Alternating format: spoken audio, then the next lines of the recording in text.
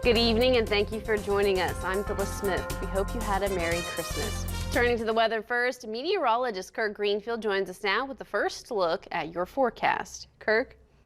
Well, we had a dusting of snow that blew through earlier today, just a little Alberta clipper that delivered some snow flurry action, but not a lot. When we take a look at the Jan Dills Marietta Skycam atop the Lafayette Hotel, 22 degrees, but it feels like 14. That's the impact of the wind chill. Winds out of the south at 6 miles per hour, relative humidity about 75%, and the pressure 30.27 inches and falling.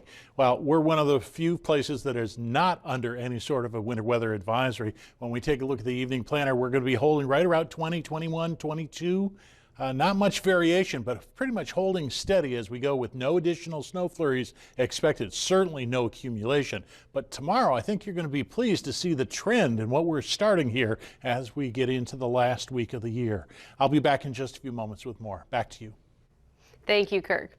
A Christmas morning shooting leaves one man dead, and investigators are looking for answers. Deputies in Kanawha County were called to the Cabin Creek area of Kanawha County around 8 on Sunday morning. By the time medics got there, the victim was pronounced dead. Deputies say one man shot a gun several times inside of the home in an attempt to break up a fight. As a result, he shot and killed his brother. We just know there was an altercation or an argument that had been going on, I guess. Started early in the morning and I guess bled over till now, till we got here. The sheriff's office is continuing interviews with family who were in the home at the time of the shooting. No arrests have been made yet. The victim's name has not been released. The West Virginia Emergency Management Division activated its State Emergency Operations Center in response to the snowstorm this Christmas weekend. In the wake of Governor Jim Justice's declaration of a state of emergency, the EMD took action by monitoring weather conditions and coordinating resources as needed. The EMD worked with support from the West Virginia FEMA integration team and the National Weather Service. They maintained 24/7 support for local agencies through the Christmas holiday. The Emergency Management Division continues to advise people to stay safe and monitor their local weather forecasts. With the recent cold spell, we talked with a local shelter to see how they weathered the temperatures.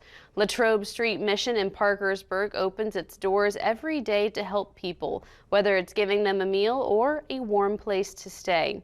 With the recent drop in temperatures, they were prepared to help and saw about 10 more people stop in for warmth. Latrobe Street Mission is always prepared, according to Executive Director Jim Sims. Get out the extra belongings. We do make sure that our food is stocked properly, that our refrigeration and freezers and stuff are stocked. The community has really stepped up this holiday season and done very well with keeping us stocked up on food. And we do have an emergency backup generator that operates our kitchen, our dining hall, part of our warehouse. So we're in pretty good shape. The mission is always open to help anyone that needs it. They are located at 1725 Latrobe Street in Parkersburg. The weather outside is frightful and your heaters may seem delightful, but those same heaters can cause tragedy within your home. According to the National Fire Protection Association statistics, heating equipment is the second leading cause of home fires. Space heaters were the cause of 43% of home heating fires. Marietta Fire Department Lieutenant Greg Doak gives some suggestions how to stay safe while also staying warm. Number one, we'd like to keep all sides 3 feet from anything combustible. Sofas, curtains, clothes, paper, anything like that. Number two, never run a heater under cords or under a carpet. And we never run a heater on an extension cord. Once again, being very careful that our electric heaters are attached to our outlets directly. Lieutenant Doak gave other important suggestions on how to practice heater safety, and you can find those on WTAP.com. Now that all your Christmas presents are unwrapped, putting all your old boxes and items out for trash pickup may be next on your to-do list. But putting these things in front of your house could make you a target for crime. Sergeant William Johnson with the Washington County Sheriff's Department says that every year around Christmas time, there's a potential for a spike in theft. Sergeant Johnson says there are a few things people can do to help keep themselves from being the victims of crime. Is making sure that their valuables or those important gifts that they got for Christmas are, not readily available, not seen through windows. When it comes to getting rid of the boxes, instead of just setting the whole box out, like say for your new TV, maybe tearing it up and putting it inside of a garbage bag. Sergeant Johnson also says to be aware of your surroundings and what is normal for your area. Elder abuse can happen to anyone, including you or someone you know. Appalachian Agency for Senior Citizens is a private nonprofit group in Tazewell County, Virginia.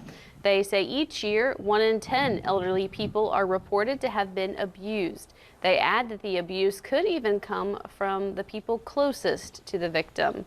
The AASC says abuse can take many forms, but can be stopped once it is identified. Well, elder abuse is not just physical. Oftentimes people think that when they think of elder abuse, they think of physical abuse, but there are also emotional abuse, financial abuse. If they're just acting a little bit more edgy than normal, they're not acting normal with relation to how they would normally interact with you. If they are acting like they are more easily frustrated, that might be a sign that there's some type of abuse going on. Perkins added that if you believe that you or someone you know is experiencing elder abuse, call police. Governor Jim Justice has announced that Form Energy will build a battery manufacturing facility in Weirton, West Virginia. According to the governor's office, the plant should create at least 750 jobs in the region and represent a total investment of up to $760 million. The factory will manufacture novel iron-air batteries. Form Energy says these batteries are a cost-effective and safe way to store clean energy over a period of multiple days.